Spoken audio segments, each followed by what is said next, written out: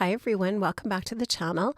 I'm going to be creating this really cool toolbox and easy stenciled background for you today for this A2 size card that you can see.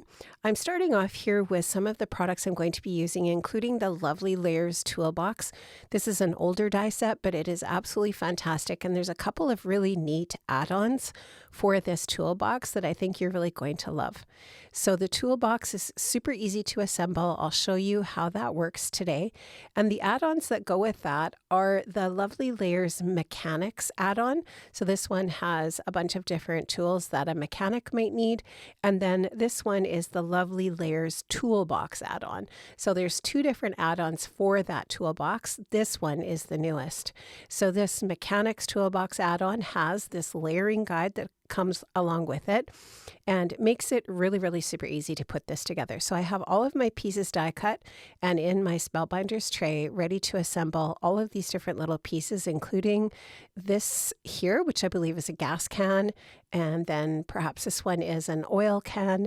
You can cut these in whatever colors you want. If you want to make them look super traditional, you can definitely do that. And of course, these work gloves, which are really cute. I love all of the piercing detail that's part of these this glove die.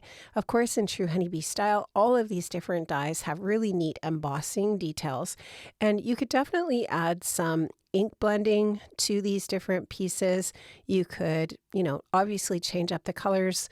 You could, when you're adding the gray pieces, you could definitely use some metallic cardstock.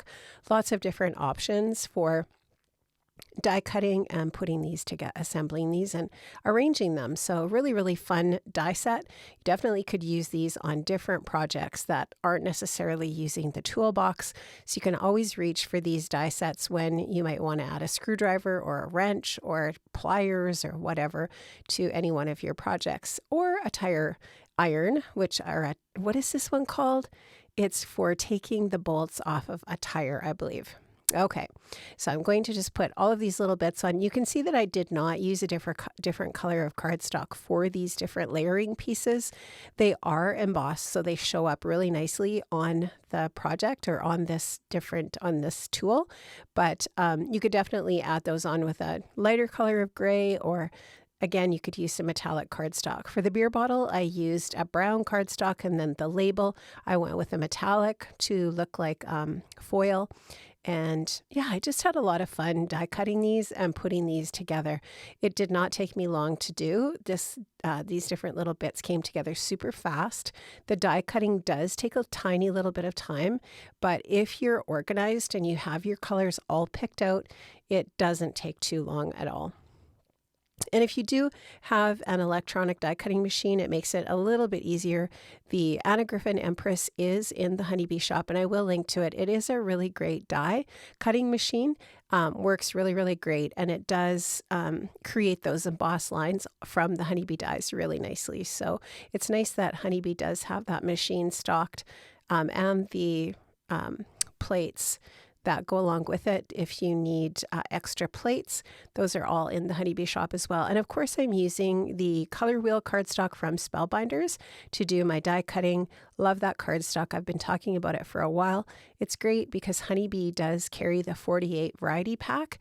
And when you're die cutting these pieces, you don't need like multiples of the big sheets. The one sheet lasts for a really long time when you're doing die cutting for these Lovely Layers or any of your different smaller dies. And so that 48 pack will last you a really long time. And I do a ton of die cutting, so it is my honest opinion for sure. Now, for the slats on the toolbox, I did put a little bit of foam adhesive just on each end, and that's going to pop those slats up, and that's going to allow me to stuff the toolbox with all of the different items. I did want to space the slats slightly apart because I die cut the base piece from a darker color of cardstock, and that just creates that contrast and makes it look more three-dimensional. And now you can go ahead and stuff your dies into the toolbox in whatever way you would like. I made my gloves yellow because typically my husband's work gloves are that color, and this definitely is going to be a card for him. So I was trying to customize it to look like things that I know he has. He definitely has pliers that have those teal colored handles, and I know that some of his screwdrivers have red handles on them, and so on and so forth. So wanted to just customize this to make it look like something that he would own. And that beer bottle, that's the shape of a beer bottle that he would drink if he was drinking a bottle, because it looks like a Coors Light, and that's his favorite kind of beer. So I was just kind of trying to personalize this so that when I go ahead and deliver this card to him, it will be very personalized, or as personalized as it could be. So I've got all of my different bits die cut and assembled, put together, glued together. I didn't glue the things that I stuffed into the toolbox. Those are loose. And just because I'm not going to mail this or anything, I just thought that was fine. And I thought that he might get a kick out of that the toolboxes, those little bits could be removable. Now this is the Forged Lines stencil from Honeybee. This is a really, really great stencil for a background. I love it so much. So I have the stencil taped down to a piece of white cardstock on my desk, and I'm going to go over the first layer using some pumice stone ink. This is Distress ink, and I'm just using the mini ink pad here, but I mean, obviously you can, if you've got the full size ink pads, that's great. And you could also use oxide for this for sure. And then for the second stencil, I've removed the first stencil and placed the second stencil on, and I am using hickory smoke for the second layer, so that I want two different colors, obviously, so that they contrast with each other, and all of the details are going to show up really nicely. You could actually go tone on tone and use the same color for both layers, but I think it is more striking with different colors. Okay, so I'm just going to do the reveal there, and I love that pattern. It's so cool. Now I'm just going to spritz a little bit of water over top of that and just create a little bit of distressing with that background. And then I'm going to just take some of that ink and smoosh it out. That is the darker hickory smoke onto my surface. I'll water it down and then just splatter it onto my background. And that's just going to distress the background a little bit. Once that's all dry, I take a die. You can use your Sweet Stax rectangles dies for this step, and die cut that so that it's just a nice crisp square or rectangle for your card front. I'm going to just go ahead and put some foam adhesive on the back just to really flatten that card front out nicely, and I've adhered that to a top folding A2 size white card base. I'm going to start putting all of my details on my card front here. I'm going to start with the gas can. I'll put that on with some liquid adhesive here. I've popped the toolbox up with some foam adhesive, but again, if you don't want that dimension, you want this to be less dimensional, you would not have to do that. You can do this much more flat. I did pop up the oil can. Again, that is popped up. And now I'm going to put that tire wrench on there, and I'm going to pop the beer bottle into the toolbox like so. And that is going to finish off most of my details. I am going to put a little bit of foam adhesive on the back of the tire wrench and pop that up so that it's kind of like equally dimensional to the oil can. And I'm really liking how this is looking. I did go into my stash and grab the Well Played Sir sentiment set. This is a really fantastic sentiment set. There's lots of really great masculine sentiments on here.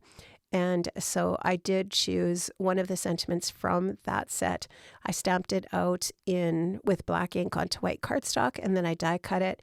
And I'm going to add it onto my project with some foam adhesive, kind of in between those two elements on the lower area of the front of that toolbox. To the man who does everything. That is perfect.